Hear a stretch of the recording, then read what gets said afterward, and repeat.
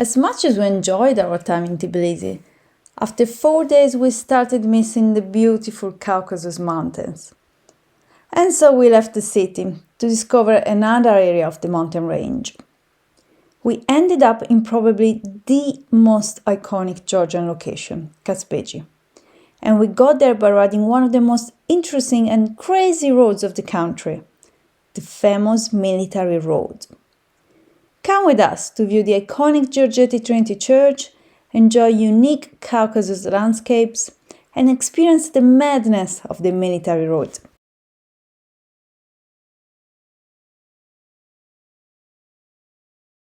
The Georgian Military Highway is just over 200 kilometers long and connects Tbilisi in Georgia with Vladikavkaz in Russia, going through the Caucasus. Since the 1st century BC, this route has been used by traders and invaders to cross the Greater Caucasus on their way from Europe to Asia. Today, it is the main road connecting Russia with Georgia, Armenia and Turkey. Many lorries drive on this road, with frequent delays due to sharp bends, road maintenance works, and frequent landslides blocking the road.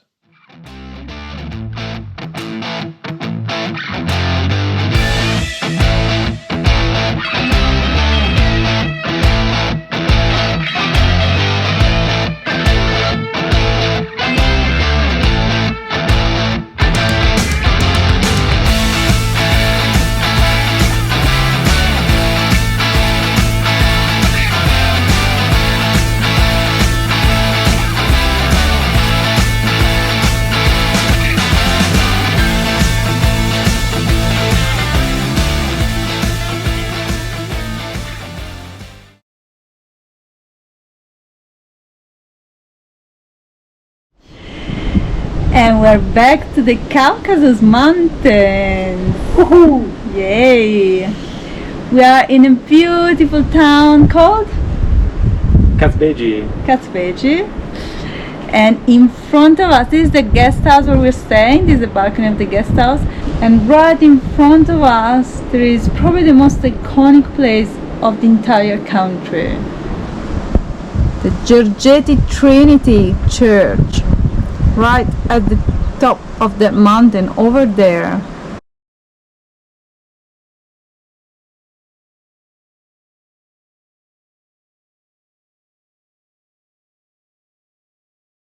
Which we are going to hike and reach very soon.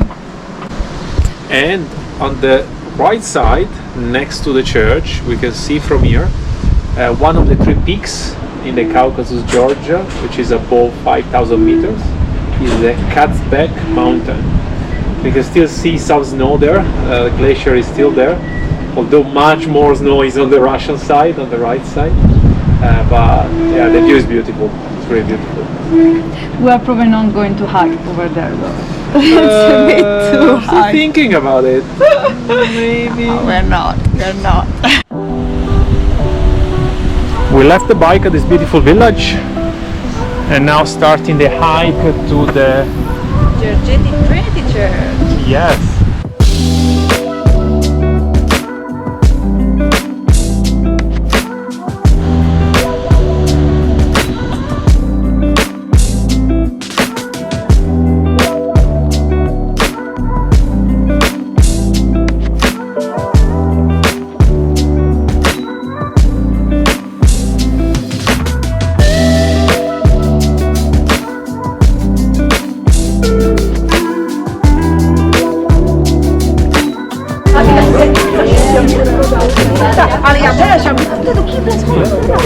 So, did you like Gergeti Trinity Church? I'm not impressed. I mean, this is the most famous place in Georgia. It's okay, but I mean, we've seen more impressive views than this one. I tell you also why it's not so much impressed. Because we most of the times we try to beat the crowd. This time we said we failed. I mean, we really want to beat the crowd. I don't think we want, but this time we said, look, usually buses go there around midday, early afternoon, after 5 p.m. it's gonna be alright. We arrive at 5 and it's packed. It's like this. Yeah, it's super packed. Anyway. Choco-block, I would say. Choco-block. Yeah.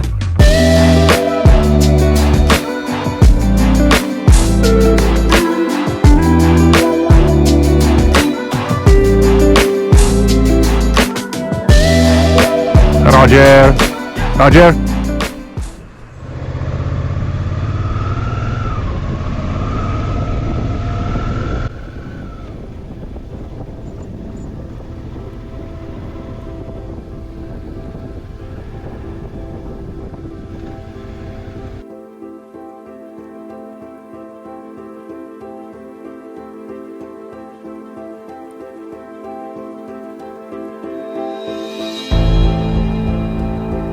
Today we are in the beautiful Truso Valley. We're just in front of a beautiful river. That's where the noise comes from. What are we gonna see today? Oh, lots of things. We're gonna see some abandoned villages, some waterfalls, some natural pools. But at the end of the trail, actually, we are forced to turn back because apparently there is the border with South Ossetia. We can't go any further. Can't go any further.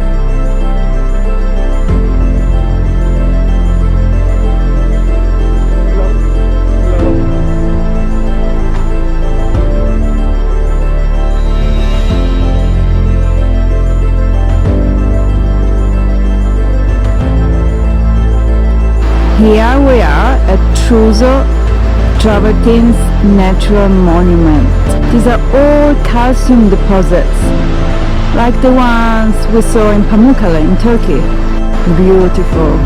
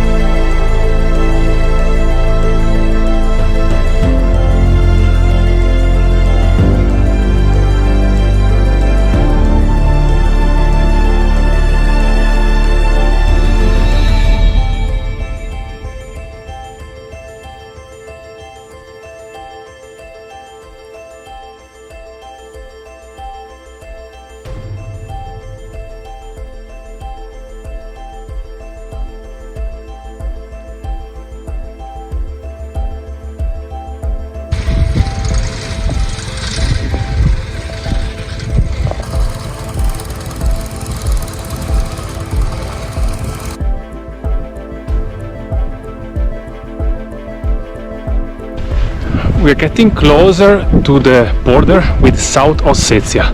You can't cross the border from here, the only way is to go through Russia, and you also need a visa to get there. South Ossetia basically is a, let's call it, independent region of Georgia, which fought for independence already starting from 1992 after the collapse of the Soviet Union. And even in 2004 and 2008 had further wars with Georgia. So today it remains still separated and strongly supported by Russia.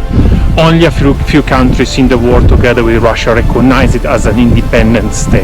The region has only 56,000 inhabitants. 89% of the region is above 1,000 meters. It really feels like we are in a very remote area here of the country. Here we go, border zone. We cannot go without special permit. We need to go back. End of the first leg of our hike. Now we have to go back to 12 kilometers done. 12 kilometers to go.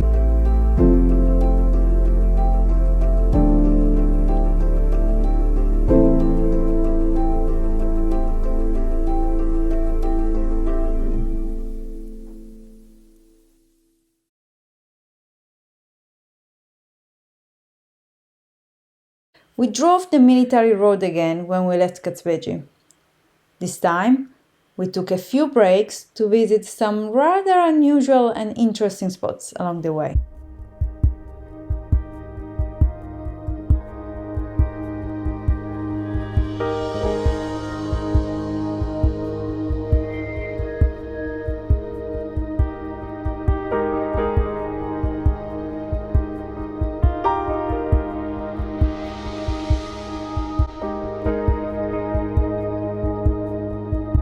We just left Kazbegi and we've just started the military road, but we stopped in Snow, which is a small village not far from Kazbegi, to admire a rather unique artistic creation, let's call it. Yeah, open-air museum. Open-air museum. Yeah.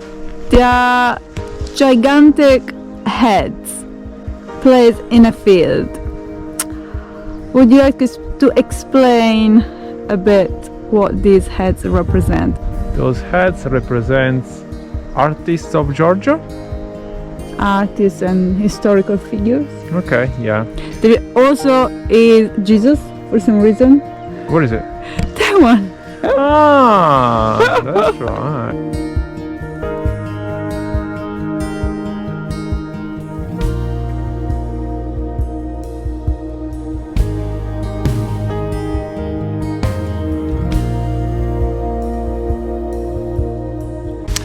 Is it all, or is the artist making more ads?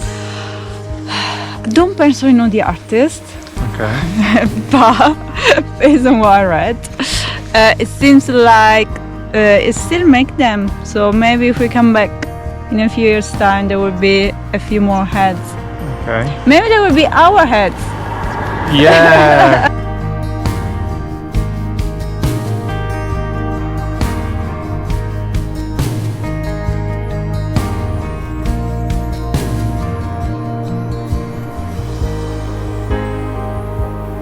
Another stop along the military road to admire Georgia-Russia Friendship Monument.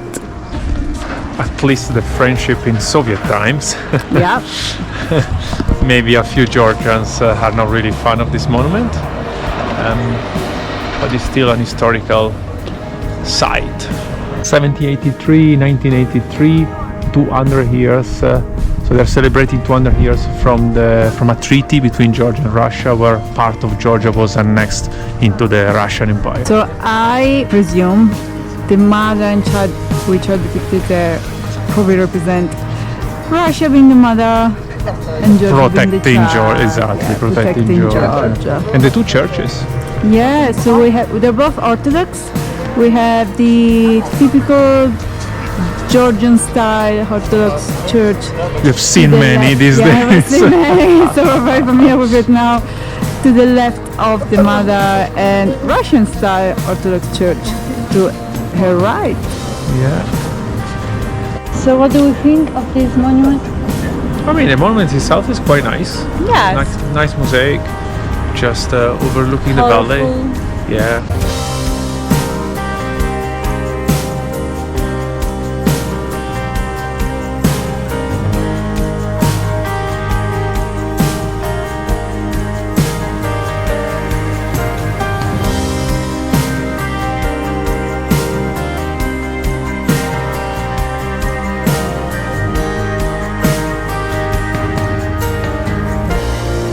And here is my favorite spot along the military road. Google Maps calls it the crazy holy spot.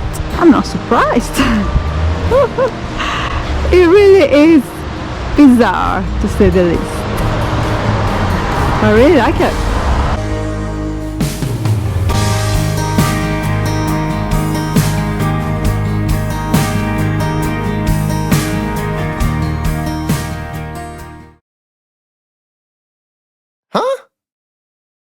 I want to show you a few, I would say, unusual things you find here in towns in Georgia. One of the main things people talk about in Georgia is driving. I might say many other travelers who are traveling with public transport are quite amazed to see we were driving They consider us brave.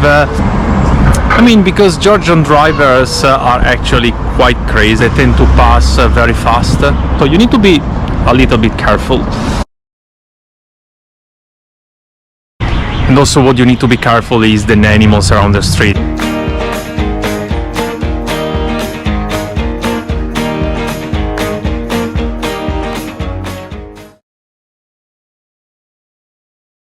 But the other thing I found actually quite unusual is the other day I was driving the motorbike and I saw a car with a steering drive on the right side. It's like, okay, quite unusual.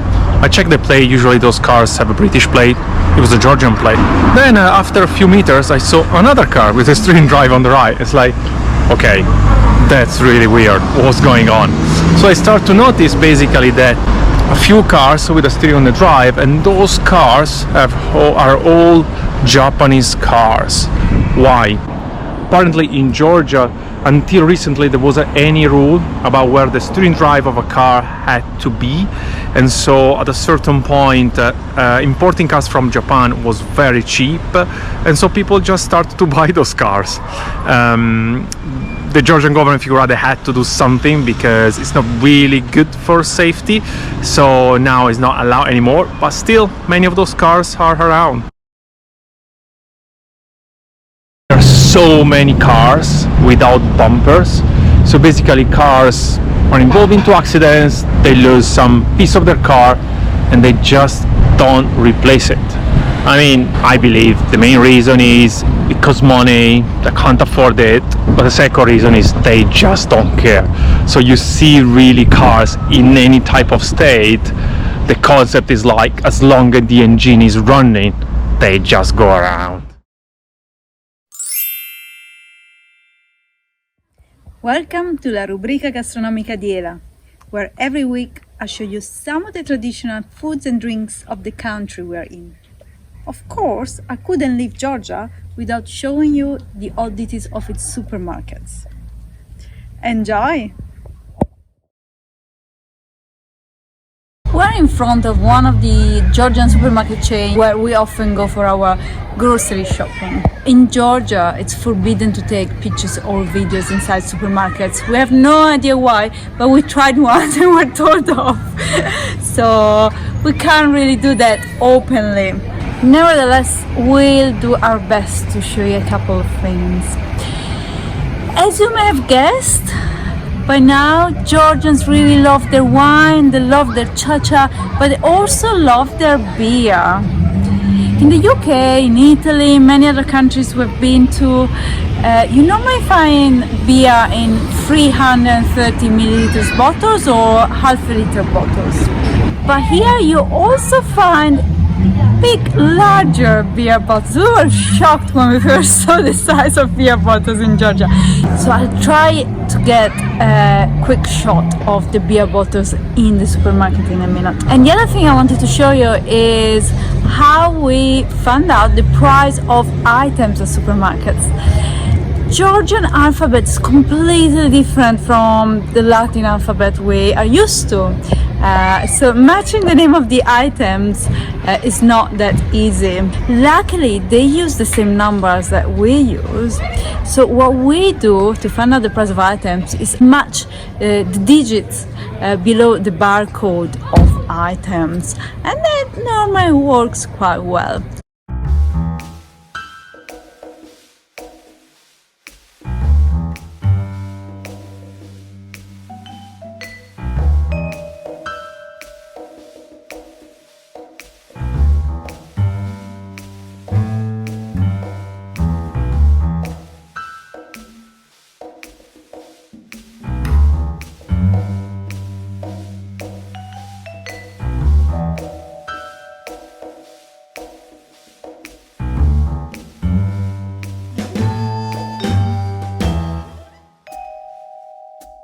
Thanks for watching!